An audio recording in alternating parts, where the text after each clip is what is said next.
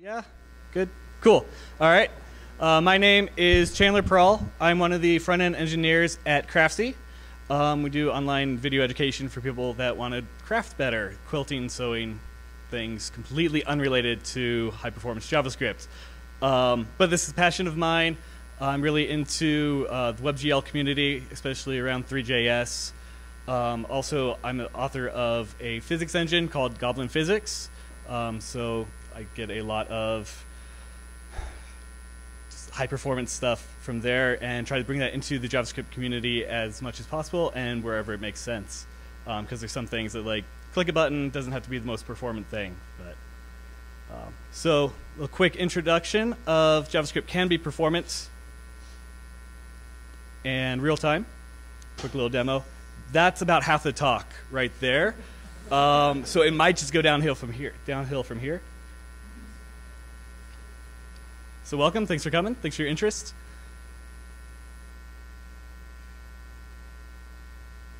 All right, so high performance JavaScript.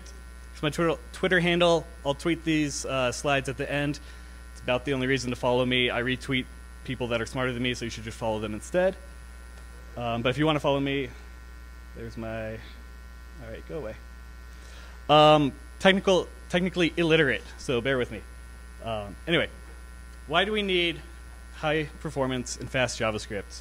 We're starting to get server-side JavaScript with Node and IO.js. So before, like, you'd write a file, it goes to the browser. If it was a little slow, it's okay. It's just affecting that one user. Now we're starting to power, like, massive scalable sites with JavaScript. And if you have a slow function, it's going to start backing up the whole server, and your user is going to get a much slower experience because of that. Other reasons, high performance and real-time applications and games. So like the introduction thing, a little quick WebGL, some interaction with physics. A lot of the Chrome experiments over the past couple of years have been really big on these visually compelling animations and applications and games. And also for mobile web and applications. Like, your phone is a lot less powered than any desktop or laptop. And so if you're developing with mobile applications in mind, it's really good to have these performance, the know-how to get those applications performant. And then specifically, what is JavaScript slow at? What is it bad at? Number one, if you write bad code, like, it doesn't matter if it's JavaScript or not. It's bad code, and it's going to be terrible. Second, JavaScript is an interpreted language, and we'll get to that in a second, but it's just the way that it gets compiled and executed by the browsers is, by its nature, just going to be slower than something like C or C++. It's dynamically typed, which goes somewhat hand in hand with the second point. Like, if you have a variable, it could be anything, any type. It could be a string, an integer, it could be an image at any point in time. And the browser has to be able to handle that and can't fully optimize for images if it could be also a string at the same time.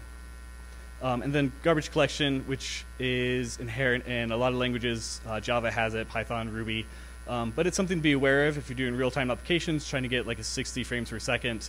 You'll start seeing, like, every couple seconds it'll lag a couple frames. Garbage collection.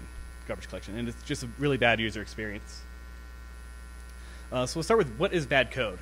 We'll start with a JavaScript example. A place I worked at previously did real estate listings on the website, and we had multiple sources for these.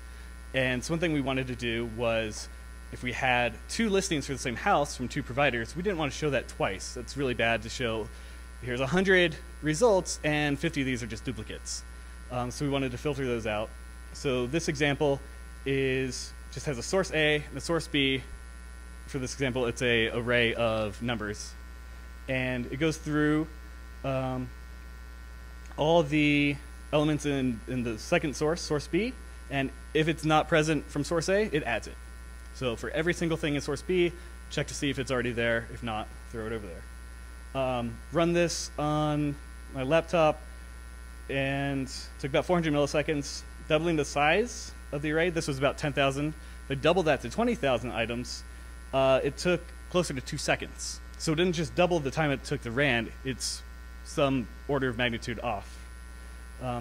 I also broke out my C coding books and my C knowledge from 10 years ago, and coded this up as optimally as I could, and it took 300 milliseconds, and just over a second for that double sizes.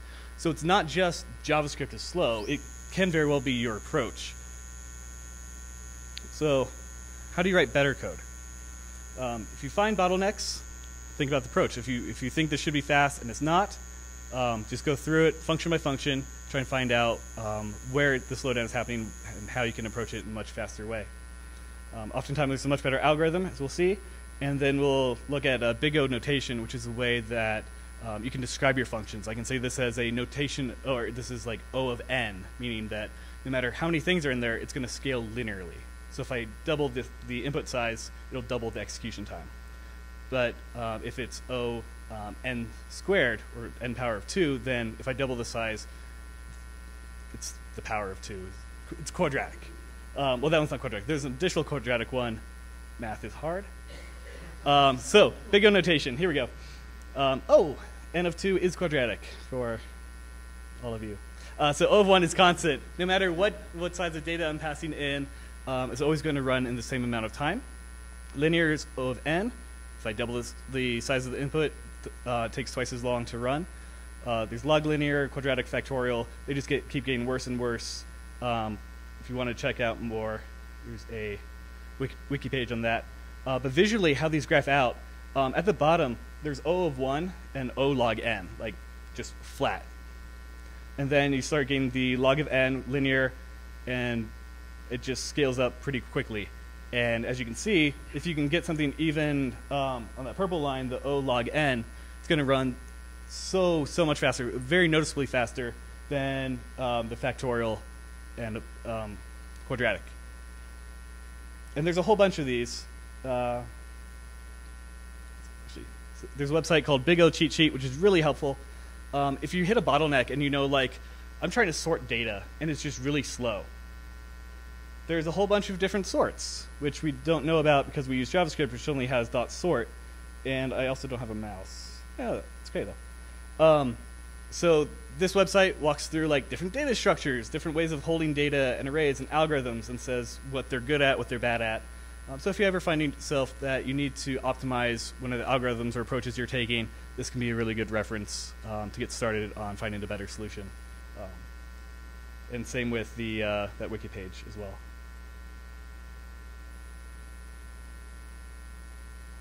So what's a better way of approaching the previous example? The previous one was you have 2 data sources.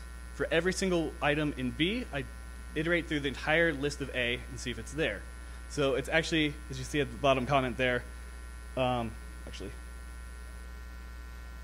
one of these had a comment. The initial example is an O of n times n. So for every item in second list, M, I had to go through the entire list of n, the source A. So it's a multiplicative n times m. This, you just have to iterate through both lists once. And so we have an all values array and a found values map, which is just a key value map from object literal in JavaScript. And go over A. If it's in the map, or if it's not in the map, we add it there and add it to the list and do the same thing for B. The cool thing here is when you're checking to see, where is it? The fourth line down, right? Found values with that number. That's an O of 1. It's always going to take the same amount of time, no matter how much data is in that map. Just the nature of how maps work. So knowing those the Big O notation and basic data structures gets you a long way. So instead of 20,000 records taking almost 2 seconds, it was 21 milliseconds. Far faster than the C implementation that was first. So if someone ever says, hey, you're writing something in JavaScript is going to be slow, like, no. If you write it slow, it's going to be slow. But there's a lot you can do to make things fast. So the second thing is JavaScript is an interpreted language. So in the same family as Python, PHP, Ruby, the languages often have we like to make fun of, compared with more tried and true quote-unquote languages like C, C++, Fortran. So the difference between these two families is anything that's compiled is I write my code, I go build it through a compiler, and I distribute that built exe or whatever operating system running on. You need to compile that code separately for each one of those, because that compiled code is against a specific architecture, whether it's 32-bit processor or 64-bit processor or ARM if you're on mobile. You have to recompile that same code to get multiple formats for the different architectures.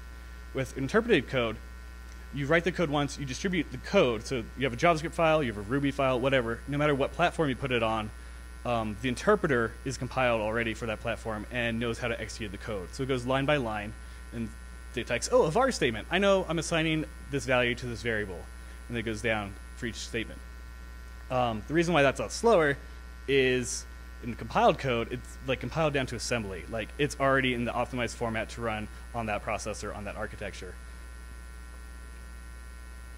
And then it's dynamically typed, which really trips the interpreters up because the interpreter has to check every single time. Like you say this is a number, you change it to a string, you change it to an array, and you can do the same thing with functions, right? The functions aren't typed at all. You can pass whatever you want into the functions, and so you get really cool results like adding arrays together. What does that mean? And the browsers are really bad at handling that because you can't optimize for that. So you have to interpret line by line and then evaluate that one statement. Other things you can do is with JavaScript, if we have a class called car and I create a new car, I can delete properties from it. I can add random properties onto it. I can do whatever I want with it because it's just an object in JavaScript. So same thing, I can have a function that function paint takes a car and what color you want to paint it. Create a commuter car, paint it red, create an RV. I'm going to give it 3 axles because it's an RV, and let's paint it again. Now all of a sudden, the browser, when it goes through and tries to figure out what these functions do, the first time you call paint, it's like, cool, I have a car object and a string. It's a color. And the second time, you say, oh, I have a car object, but it's different. It has this new property called axles. I don't know what to do with it. Throws out the previous results that it had and how it knew how to work that object because it's a completely different type of object. And then finally, garbage collection. I thought I'd type that in better in a future slide. So the goal of this, and there's a better resource at the end that really digs into like how the browsers do this behind the scenes, but they like box all of the different variables. So if I have a car, it flags it as a car, pass it to a function, and then it tries to compile the code optimally so it doesn't have to interpret every time for that car. And as soon as you pass an RV, something that looks like a car object but is slightly different, the browser goes through, checks all the properties, and says, this isn't a car. It's been changed, and it has to redo that process again, which it can do. If you keep passing things with this axle property, it knows how to handle it, and it can optimize for it. But it's never going to be quite as fast because now that paint function has to know about 2 different types of objects. And you start throwing more kinds of objects at it, and it's just going to get slower and slower as it tries to figure out what object it is and how to do the same operation on it. So what you want to do is use single variable types when you're calling these functions. If you always call this function, like the add function, if you always call add with 2 numbers, it's great. It's going to create optimized code for you to add 2 numbers together. If we always call it with 2 strings, it's going to create one optimized function to add 2 strings. We throw 3 different types at it, like numbers and strings and arrays. Then it has to do that optimization for 3 different types of inputs. And so it's to check those inputs every time, figure out what it saw previously, and find the right optimized code set for it. We'll see that in action in a little bit. Then finally, garbage collection, which is really a pain if you ever run into it because it can be really hard to track down what's leaking what could be leaking memory, where is it stacking up. You might just be making too many things. So it's good to know that memory is dynamically allocated.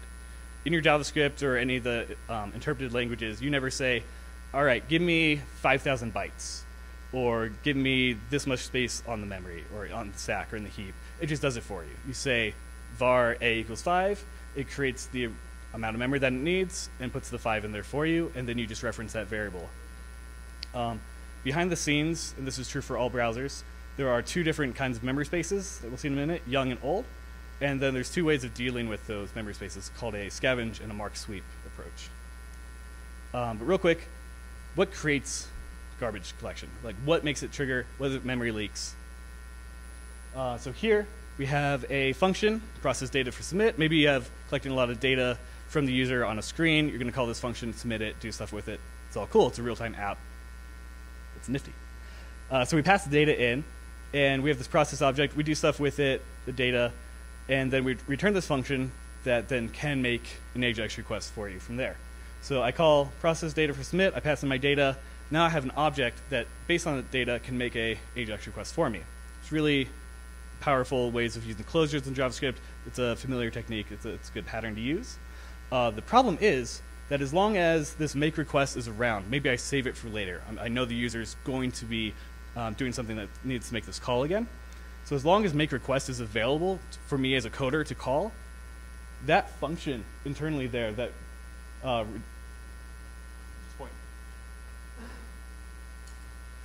that inner function is going to hold on to the processed object because it needs it, and also the input data. So if the input data is a 5 meg thing, most of it may not even be applicable. Maybe it is for processing down to a small set. It's going to be held onto because it could be accessed by the inner function, even though we don't. So this is one of the most common places that we cause memory leaks. Is just there's this data existing because there's a reference to it.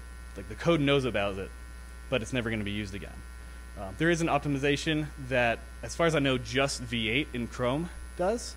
I don't think Firefox, the spider monkey branches of interpreters, or Shaka, which is what IE uses, I don't think those have it. But V8 will optimize this for you and will actually drop the reference for data. And so this is actually optimized in Chrome. It's not going to leak any memory. You can test this for yourself and see it and see if the other browsers are doing it. It's somewhat a bug in Chrome when you hit it debugging. If you throw a debugger statement above that return, put a debugger there, it'll stop. You can look at all of what the variables are. You can't actually inspect data. You can't see what it is because Chrome has optimized it away. The reason why I say it's kind of a bug is, like, in my mind, with the debugger there, I should be able to see what it is. We hit this a few times, like, all right, I finally got through this callback hell. I want to know what's available to me. Throw a debugger in there, and like nothing's there. There are literally no variables. And then as soon as you use one, like console log it, then the V8 knows, oh, I'm doing something with this. I'm not going to drop the reference. I'll still know about it, and then I can inspect it with debugger. But either way, it's proof that V8 behind the scenes is optimizing this and trying to get you the best memory performance that you can get. So the difference between young and old spaces. So we'll start with young space, and then the way it cleans up is called a scavenge operation. Pretty self-explanatory. On the left, you get before collection, you're allocating a new object. You have the root and everything that's being used by the root. So for us, if you're in the browser, like the root, you can think of it as the window object. It's the global. It's whatever's in scope. It starts there. It walks down the whole chain, finds out what's available, what's still being referenced, and it marks those as, hey, I can get these. These are still in use or could be used. Copies them over to a new space, and then just deletes the old space. And so this is usually objects in this young space are usually there for a few seconds, and then they're copied to an old space where a different operation type happens.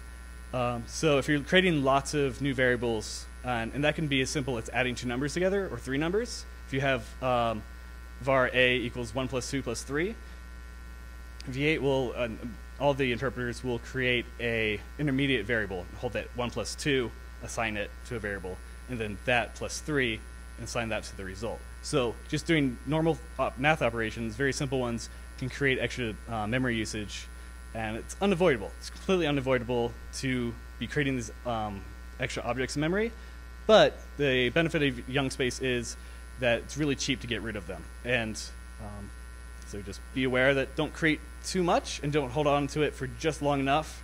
The worst thing you can do is create something, have it move to old space so it lasts for a few seconds, and then you stop using it. Because then the browsers had to process it multiple times, copy it, which is an expensive operation, and then delete it. So you're just wasting everyone's time at that point. So old space with mark and sweep.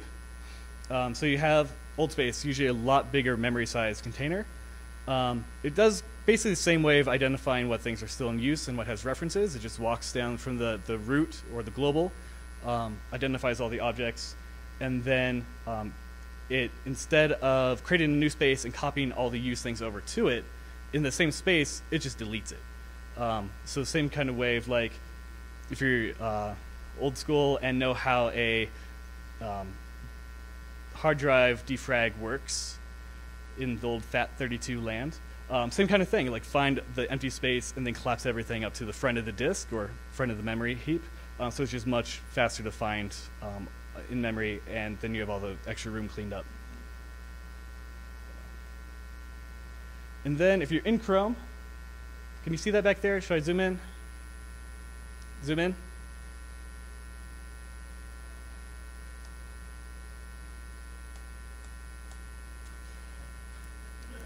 Google Slides is much smarter than I am. I'll read it to you. So this is the DevTools in Chrome. This is on the Profiles tab. And then there's a... I can take this with me. There is a gray dot. If you click that, you can start a CPU profile. And then as long as you have it running for, it'll just collect statistics about what functions were called, how long they took, and whether or not they got optimized.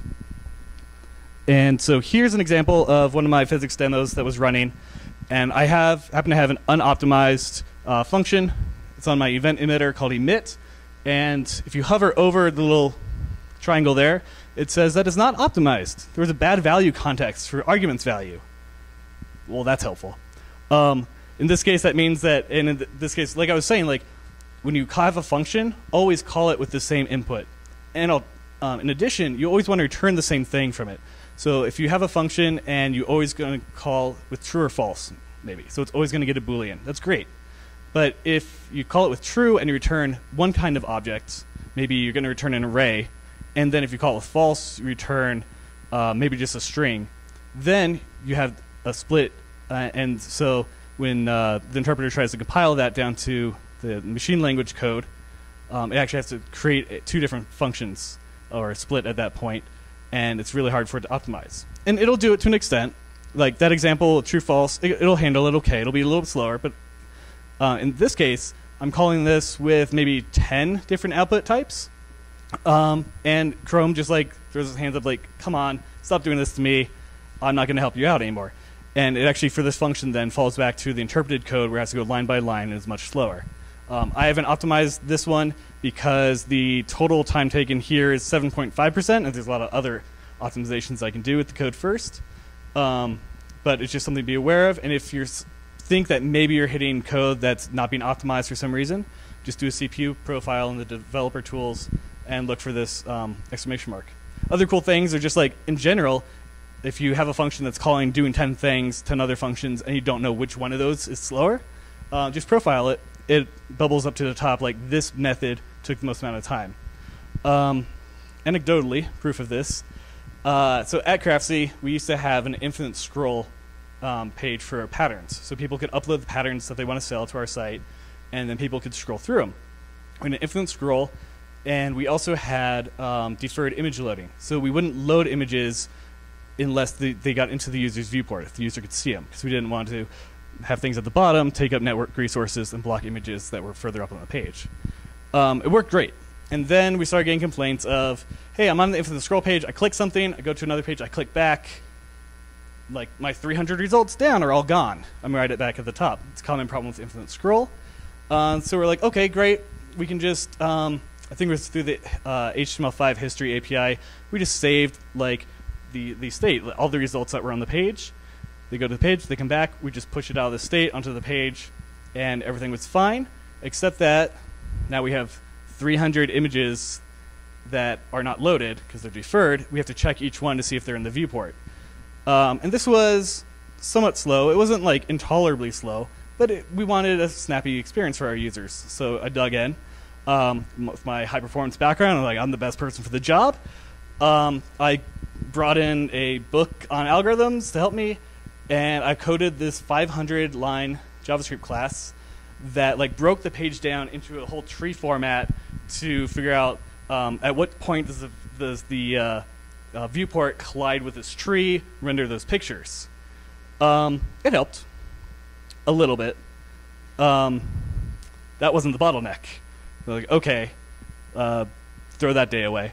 Open the profiler, I hit play, and 30 seconds later, oh, there's a Java jQuery call I was making asking for the size, or maybe it was the position of the element, and like took all the CSS selectors and the width and padding and margins into account. And we weren't using any of those. So I changed it for just the vanilla like offset width, offset height, and it flew. So it's not always just a better algorithm that you need. There's something that it could be relying on that's still really slow. So always profile first, because then you actually will know what you're talking about, and you won't waste the whole day in 500 lines. Also, don't pat yourself on the back and tell people you solved it before the problem's actually solved.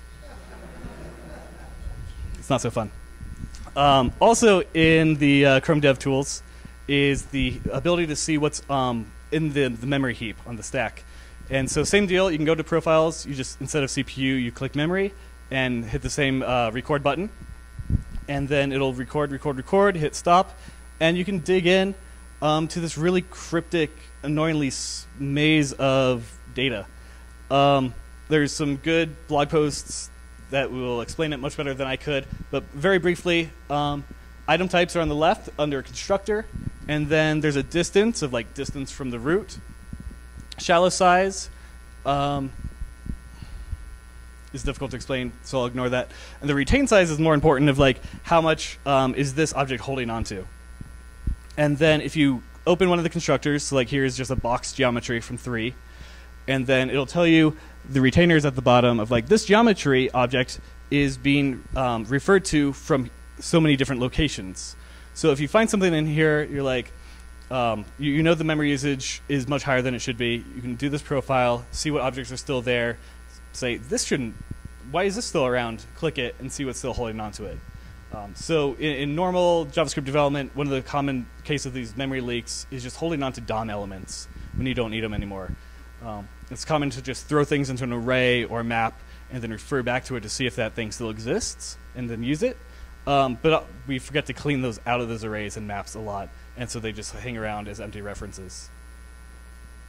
Much more powerful view, you have same data on the bottom, but there is a different kind of memory profile called a heap allocation. What this does is shows you real time how the memory grows and then it's collected. So at the top, there's the very thin line of blue bars, and above them some empty gray bars. Then as we get to where I stopped the profile, those blue bars are just really big and fill up almost the entirety of the gray. So what this is showing is every frame, so every time the page got rendered, is one of those gray bars.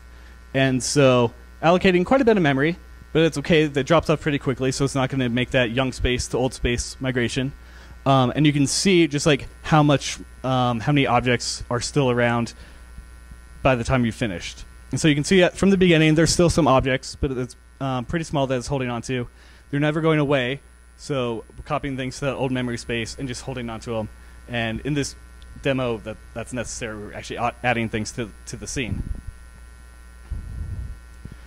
And then finally, a good way of getting these kind of values outside of the profile tools, which is really helpful, especially with like Node.js or IO.js, where you don't have them unless there's some NPM plugins you can use that kind of attach, but I like this better because it's less pretty. So if we have a function, it's called add, and we're just adding two numbers together. A lot of times it's called a hot loop because you're just executing it repeatedly. And then Node and IO.js, and if you like compiling things yourself, you can grab the V8 source code and compile that. They all take these same arguments. You can pass this -- trace opt. And what that does is, as the program runs, it'll spit out to the console information about how it's optimizing your code. So I flagged here a couple things. So first, as it executes that loop and adding all the numbers together, it marked my JavaScript function add, and it said, because it's small, and the ICs with type info 1 of 1, meaning that it's always using numbers. Every time I've seen it, it's the same data type. So it's a small function. We know we can optimize it. Let's do that. And so that was marked. And now it's saying, OK, we're going to compile the method add. It was marked, so we're going to compile it. And now we're going to optimize it. And it tells you how long that took in milliseconds. So if you have small, composable, easily testable functions, those will actually optimize a lot faster because there's less data having to go through, and there's just less code that the browser has to optimize. So the browser will identify, like, sorry, we'll do this asynchronously somewhat. So, bad description. You think of it as a synchronous impact on your code, just like memory collection. If memory collection happens, it stops your code, does memory collection, and then restarts it. So same thing here. As it compiles your function, it stops executing your code, does a compilation, and then carries on. So if you have a really long, like 5,000 line function, hope you don't, like oftentimes V8 will just throw up its hand and say, this is not worth it. So make small functions easy to test, which is another side effect, and then they compile much faster.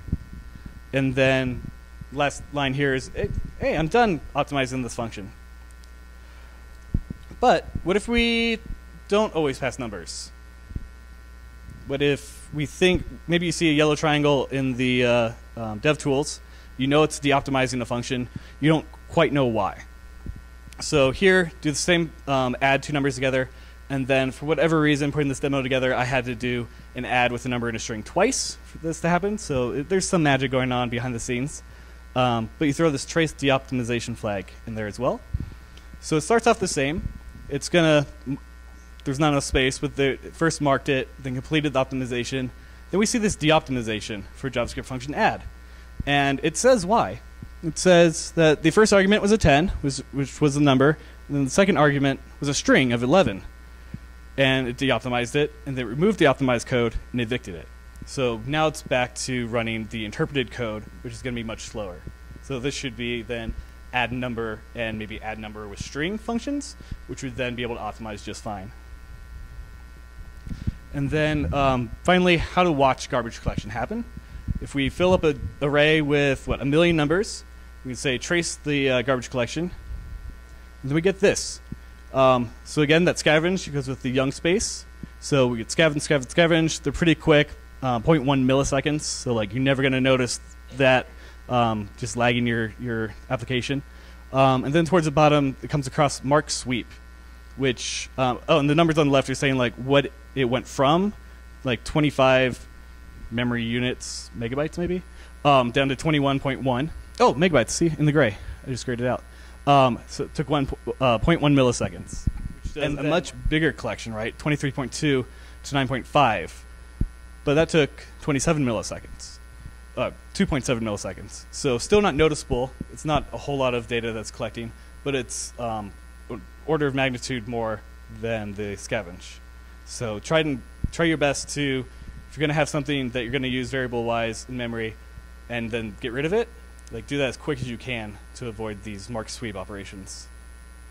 And then finally, some resources. These are, if you'll notice, every time I was talking about engine specifics, it was Chrome or V8. Firefox has a plugin that I looked at a year and a half ago that kind of gives you the same information of like, hey, this function got optimized or de-optimized, but not great. It's basically like the function name in red or green. There's like no data behind it. To my knowledge, IE and the Shocker engine don't expose this at all. SpiderMonkey, which is what Firefox uses, doesn't expose this from command line. There's no way to get it. So Chrome is what I use for performance debugging. And the cool thing is that the approach that all the browsers take is almost identical, like the theory behind it. So if you optimize for one, 90–95% of the chances you'll optimize for all the other ones. And then when you hit those edge cases, you can try and debug and find out, just comment out code, whatever, make it fast, and see what's slowing it down. So in alignment with that, all these people work for Google. So Adi Osmani is really big on kind of like performance things as far as code goes, specific to Chrome and V8. Paul Irish is a developer advocate at Google and really focuses on front-end optimizations. He does a lot of how to use the developer tools for profiling and looking at network usage. He's also recently dug into a few more popular sites and trying to point out what they're doing that slows everything down. And I think he did Reddit pretty recently and tore into them a little bit. And then, no idea how to say his name, but he goes by Mr. LF. And he does or used to work on the actual internals of V8 and how it works and optimizes code. He's also worked on the Dart interpreter and compiler and optimizer. So super smart.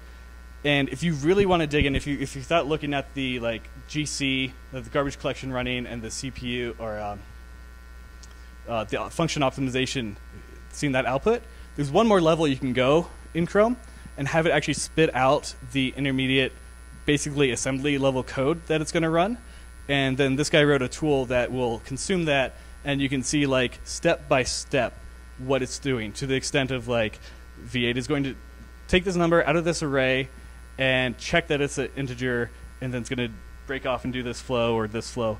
It could be super useful if you're doing something that's really heavy performance needs. It's fun to look at, for me at least. I've never actually had a reason to use it other than I think it's cool. Then this guy's blog is also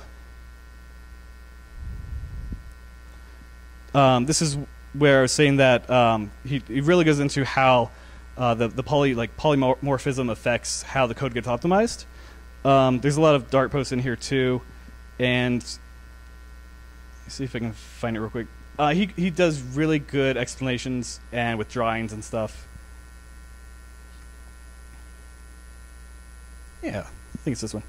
Goes down and even like, here's V8, and he like goes back to a piece of paper to see if he's seen this object before. So it's explained really well. Highly recommend it if that's your thing. As far as the people to follow goes, that's who I recommend. You can follow this guy on Twitter as well. If you like watching him have arguments with Brandon Ike, who's the CTO of Mozilla. They get into it sometimes, which is fun to watch. That's it as far as my talk goes. Anyone have any questions?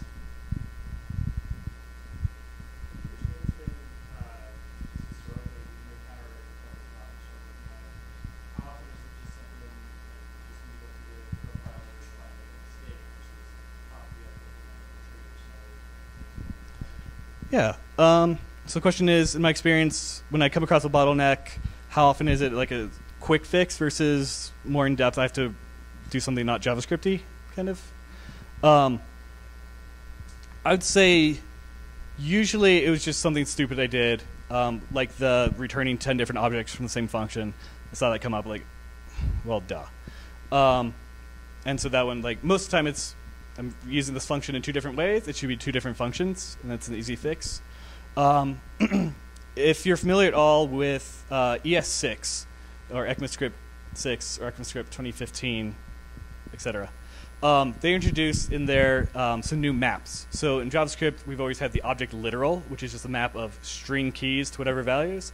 So even though in my examples I was using numbers, it casts it to a string. It's stupid.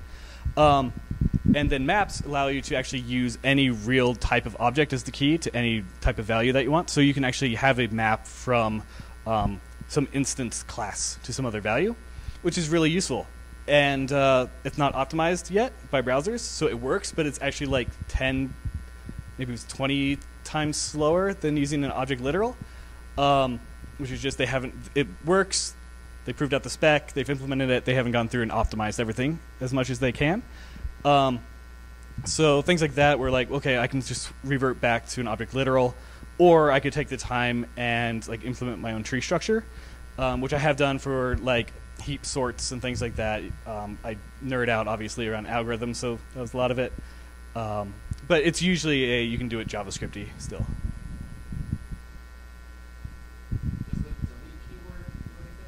The delete keyword does, yeah, totally. If you have an object, it could be an object literal, it could be any object whatsoever, like this delete commuter wheels. It literally takes it off. So if you create the new car and then delete the property, it just switches it to undefined. It's still somewhat there as far as like Chrome is concerned of like the object has a property of wheels, but now it's under the hood. But yeah, it removes the object entirely. But what it does then, since it removes that property, is it changes the way that object looks. So it no longer looks like a car object to the engine. Yeah, don't ever do that. So Chrome and all the other engines will, if you have a class, because everything in JavaScript's an object, right? You can just do whatever you want to it, obviously. So if you have a class with a couple properties, that's fine. It'll actually convert it to more of a class structure C-like thing under the hood. Until you get like about 34 to 38 properties in Chrome. It's different for the other ones. And then it switches just to a basic object hash lookup, which is still fast, but not nearly as fast because it doesn't know exactly where in memory that value is. So it's one of the gotchas of just the internals of how browsers work, LOL. If you have too many properties on an object, it'll fall back to another kind of way to store those values, and then deleting things don't really matter as much. But in general, assume that it's going to do as much as it can performance-wise for you, and don't try to work around it with deletes.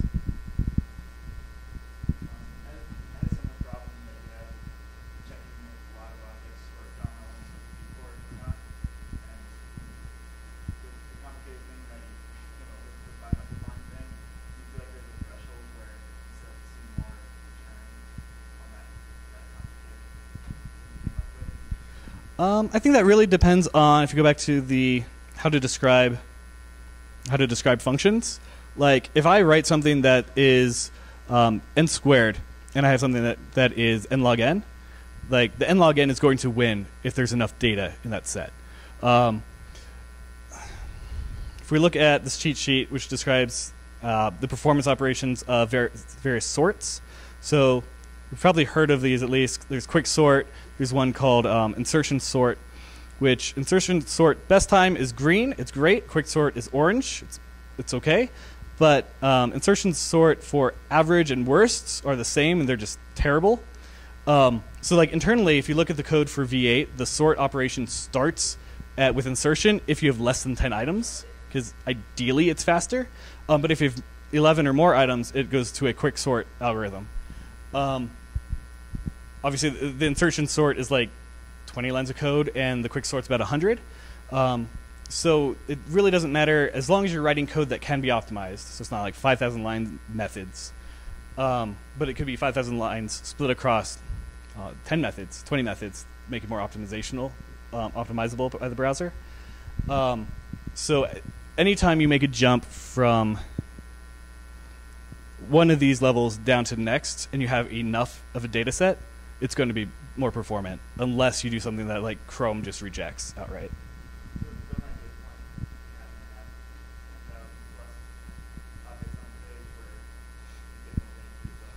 Yeah, and like I said, like I saw when I implemented it, I saw some gains, but the bottleneck was like every one of these operations took X number of milliseconds, and there was just that was facts, and I had to change that. But yeah, at some point, like there should have been a larger gain seen. The more items you had, the more of a gain you would see. But it would probably be on the order of like 1 million things first for that specific example. Anything else?